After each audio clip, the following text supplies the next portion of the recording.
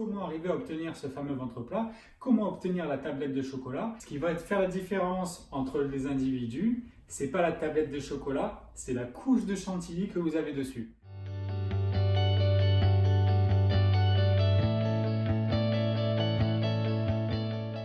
Hello, c'est Mathieu le French Physio Ostéo, j'espère que vous allez bien. On va commencer une série de vidéos pour les entraînements à domicile. Alors, il me semble important de commencer par un exercice d'abdominaux, parce que généralement, vous allez être dans un moment où vous allez avoir envie de préparer votre summer body, cette saison, et c'est normal. Maintenant, il y a beaucoup de choses qui circulent sur Internet notamment et qui ne sont pas vraies. Donc je vais commencer par revenir un petit peu contre toutes les idées reçues et contre tous les mythes qui se véhiculent d'année en année, et malgré pour autant qu'on en sache maintenant beaucoup plus sur comment arriver à obtenir ce fameux ventre plat, comment obtenir la tablette de chocolat, qui n'a finalement aucune autre vocation que d'être purement esthétique. D'accord? Donc, 1. Faire des abdos ne vous aidera pas à brûler du gras, contrairement à ce qu'on peut voir sur certaines chaînes encore aujourd'hui, qui ont plusieurs millions d'abonnés, et qui vous disent que si vous faites les abdos, vous allez brûler du gras. Ce n'est pas vrai. Le seul moyen de brûler du gras, c'est de faire des exercices corps entier ou avec une intensité suffisante pour stimuler cette fonte de graisse. Cette fonte de graisse d'ailleurs interviendra sur le long cours. C'est parce que vous allez faire des efforts qui vont être à intensité suffisante et qui vont être de manière répétée, dans le cadre en plus d'une alimentation adaptée avec un léger déficit calorique, que vous allez pouvoir perdre du ventre, d'accord? Cette idée répandue que si je fais travailler mes abdos, je vais avoir un ventre plus bas, elle n'existe pas. Sauf dans un seul cas, si vous arrivez à stimuler spécifiquement le muscle transverse, qui est donc notre gaine naturelle ici au niveau des abdominaux. C'est typiquement l'action de cette fameuse ceinture lombaire qu'on vient mettre pour essayer de se soulager un petit peu le bas du dos. Bon, cette ceinture-là, c'est exactement l'anatomie de notre transverse. C'est ce muscle qui va nous permettre de vraiment rentrer le ventre.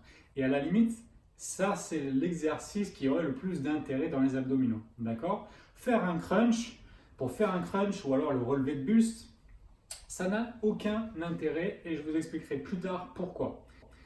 Ce qui est certain, c'est que si vous faites uniquement du renforcement abdominal, vous n'allez pas perdre du ventre. À la limite, si vous faites ça bien et que vous l'entraînez comme n'importe quel muscle du corps, c'est-à-dire en respectant minimum 2 à 3 séances par semaine, parce que c'est ça qu'il va falloir faire pour pouvoir stimuler une réponse.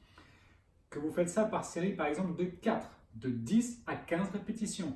Cela va suffire. Pourquoi? Parce qu'en fait, comme n'importe quel muscle du corps, les abdominaux vont répondre à ce genre de stimulation. Il faudra juste que l'intensité soit adaptée. D'accord? Ça ne sert à rien de faire 1000 abdos par jour comme le fait Cristiano Ronaldo. Il n'y a qu'à voir, à un moment donné, il a ce qu'il a comme abdos, il a beau en faire 1000 par jour, il a beau en faire 2000 par jour, il n'aura pas plus que ce qu'il a à l'heure actuelle. C'est important que vous compreniez bien ça. Si vous faites ce genre d'exercice et que vous allez amener une hypertrophie musculaire, qu'est-ce qui va se passer si vous n'avez pas modifié votre alimentation et que vous avez toujours le même taux de masse graisse?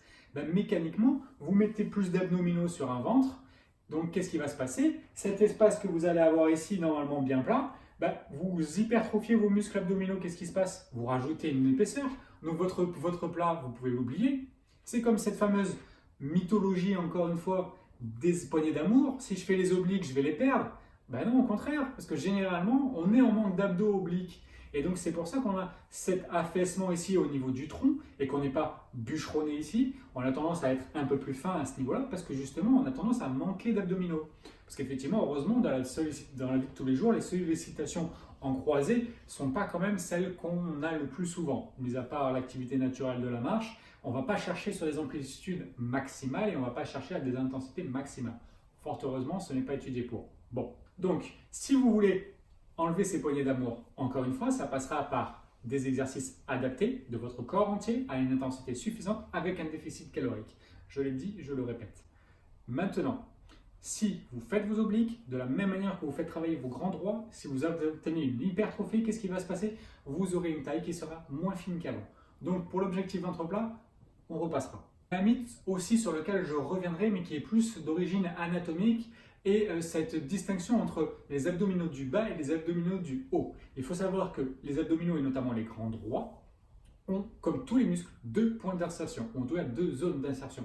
Donc pour les grands droits, ça va être les côtes inférieures et l'extrémité opposée, le pubis. D'accord? Donc quel est le but de ces grands droits? Amener une flexion du tronc.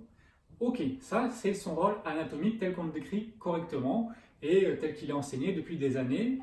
Et c'est pour ça qu'on vous conseille de faire du crunch, parce qu'effectivement un crunch va reproduire au sol ce mouvement de flexion du buste. C'est bien. Sauf que, est-ce que vous pensez vraiment que le but des abdominaux, c'est de vous descendre comme ça tout le temps? Est-ce que vous pensez que c'est de faire des flexions de buste? Non, bien évidemment que non. Justement, les abdominaux vont être anti-fléchisseurs, parce que leur but, en fait, finalement, ça va être de maintenir, de participer au maintien de la posture. Ça paraît tellement évident et pourtant ce n'est jamais vu sous cet angle-là. Les abdominaux ne sont pas fléchisseurs du tronc, ils sont dans la vie de tous les jours fonctionnellement anti-fléchisseurs du tronc. C'est ce qui va nous permettre justement de tenir comme ceci, d'accord, de maintenir un équilibre. Donc il serait plus intelligent, si on veut les travailler de sorte à ce qu'ils nous servent vraiment dans la vie de tous les jours, d'utiliser cette fonction-là anti-flexion, d'accord, avec justement l'exercice du gainage. Là oui, on va faire en sorte que ces muscles participent à ce qu'on appelle en anglais le core, et donc qui est donc cette activation plurimusculaire et qui va nous permettre d'obtenir un maintien, puisque les abdos finalement sont là pour renforcer le tronc, pour protéger des impacts et surtout pour permettre un maintien de cette sangle abdominale, sans compter la transmission des forces entre le bas, les membres inférieurs, et le haut.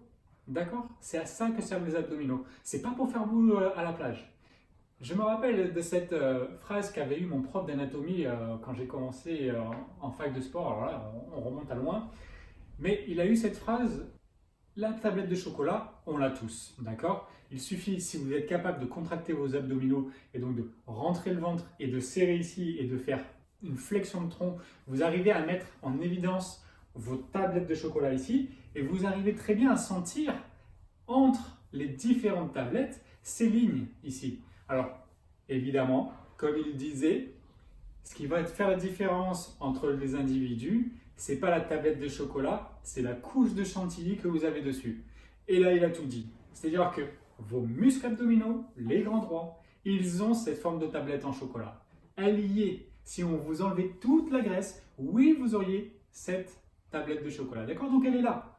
Maintenant, il va falloir juste la faire sortir. Mais pour cela, vraiment j'insiste, ça va être combinaison entre l'activité sportive, de manière répétée à intensité suffisante, avec une alimentation adaptée. Il n'y a pas de secret, d'accord? Si vous ne faites pas ça, vous n'aurez pas d'abdominaux, d'accord? C'est aussi simple que ça. Les grands droits, vous pouvez les oublier. Si vous n'êtes pas capable de vous focaliser sur uniquement l'alimentation, il n'y aura jamais d'abdos. Il n'y aura jamais d'abdos visibles. C'est aussi simple que ça. Si vous n'êtes pas prêt à faire ce qu'il faut dans l'assiette, il n'y aura pas d'abdos.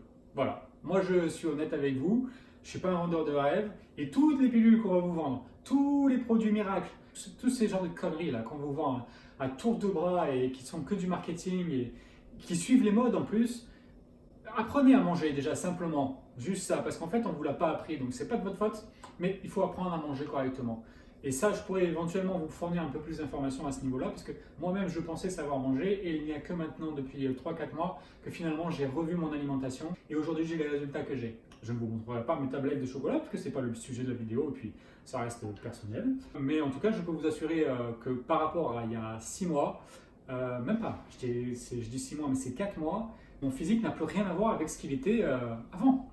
Donc, s'il vous plaît, on reprend. Les abdominaux, ok, mais on ne fait pas n'importe quoi, on ne fait pas des séries à tir larigot. Maintenant, on va voir ce que c'est qu'un vrai gainage et comment le faire. Voici la version de la planche que tout le monde connaît, mais généralement, on passe à côté de certains détails qui font toute la différence. Un, pour ressentir davantage le muscle et donc y mettre vraiment l'intensité qu'il faut. Et deux, pour éviter tout simplement le risque de blessure. Ou s'il n'y a pas de risque de blessure à ce moment-là, parce que ça reste quand même une activité qui est a priori sans risque quand elle est bien effectuée. Encore une fois, il faut bien effectuer le mouvement. On va essayer juste de voir quelles sont les étapes essentielles à mettre en place lors d'un exercice de gainage au sol style planche pour éviter ou limiter le risque de blessure. D'accord? Allez, suivez-moi, on va mettre ça en place maintenant.